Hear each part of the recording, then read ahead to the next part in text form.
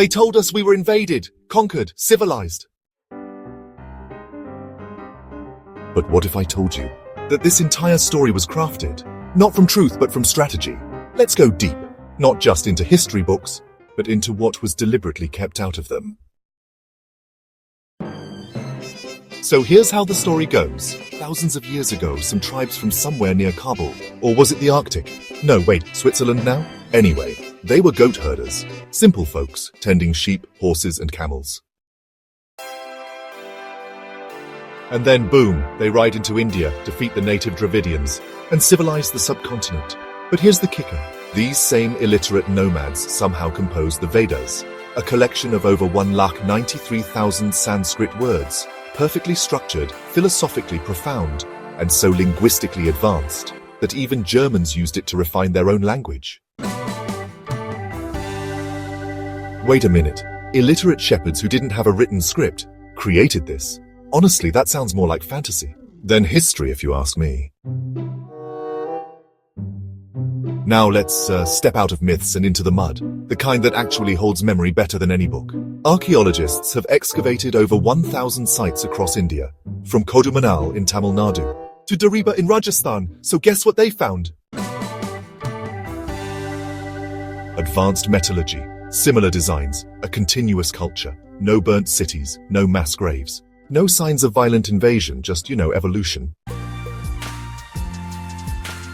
Just evolution, civilization, unity, and well, not a single trace of those mythical invaders.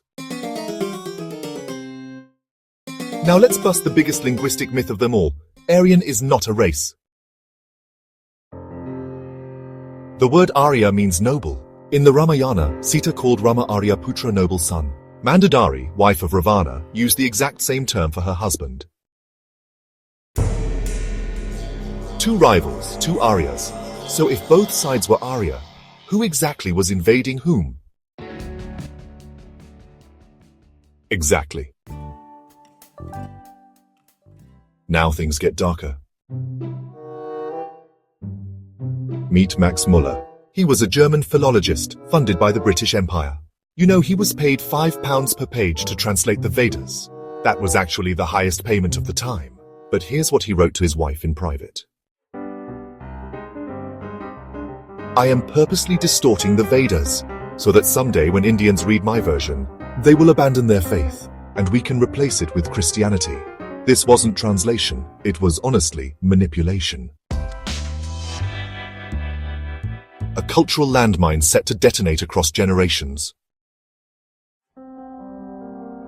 At Oxford, Max Müller's early ideas of Aryan migration were, eagerly embraced by colonial minds. But when he later clarified that the theory of an Aryan invasion was false, the room fell silent. Now you may wonder, why am I telling you all this about time, history, and the Aryan narrative? Because behind all these distortions lies one simple goal: to shrink India's history, to make it fit inside a small artificial box.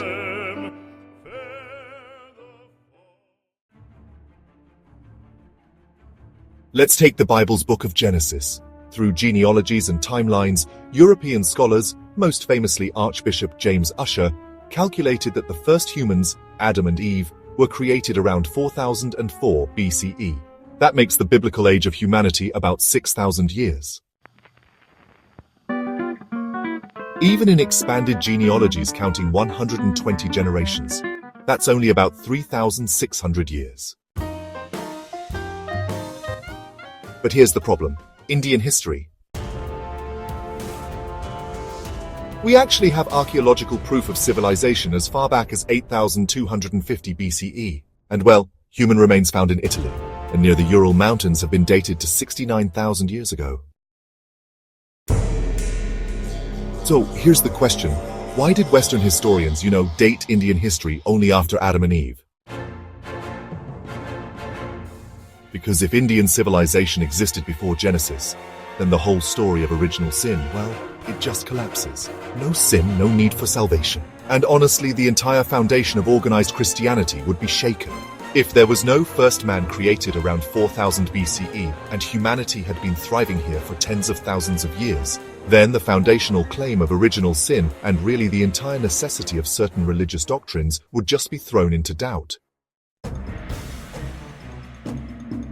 That's why they planted stories. That's why they forcibly redated Indian history to start after 1500 BCE, so that it would fit after Adam and Eve, so that biblical history could remain supreme. So, they rewrote our past to protect their future.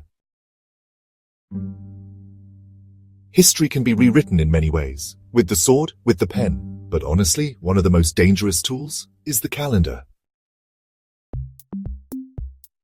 Before the 1800s, throughout the Indian subcontinent, years were not written as AD or CE. Instead, they were proudly recorded as KE, Kali era. The Kali Yuga calendar, beginning in 3102 BCE, was used across inscriptions, copper plates, temple records, and manuscripts. It was our civilizational clock, one that linked human history to cosmic time. An inscription would read, Kali Yuga Samvatsara 4123, or, KE 5120. This was not myth, it was our time, measured by us, for us. But then came the British. In the 1820s, a deliberate policy began. Led by colonial historians and supported by Christian missionaries, they decided that Indian history could not be older than biblical history. Why? Well, because according to the Bible, the world began around 4000 BCE. The existence of a continuous Indian civilization stretching back thousands of years earlier was, honestly, an inconvenient truth. So the colonial scholars acted. They took our KE dates and converted them into AD or CE. They dismissed ancient Indian astronomical dating as just mythology. They redrew the timeline to fit the new theory of Aryan invasion. And with this stroke of the pen, millennia of history were wiped clean. In the words of Sir William Jones, founder of the Asiatic Society, the Hindus have a fabulous antiquity that extends far beyond the date of Noah's flood. This cannot be allowed to stand uncorrected. It was not that the Indian records were wrong. It was that they were too right and too old.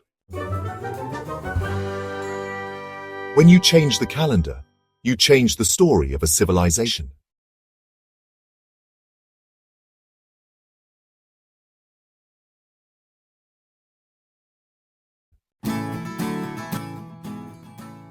Now here's the irony.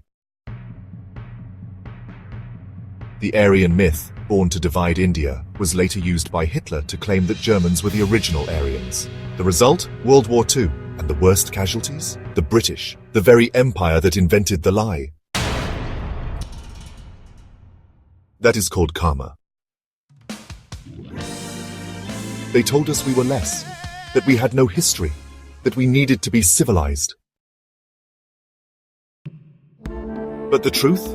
We were never conquered by swords, only by stories. It's time to reclaim our narrative, not with hate, not with vengeance, but with truth, with dharma, with pride. Thanks to Dr. N. Gopalakrishnan for the wonderful research. The famous karmic statement, as you sow, so shall you reap. So truth, so pride, so knowledge. Because the roots of our civilization run far deeper than any lie ever told.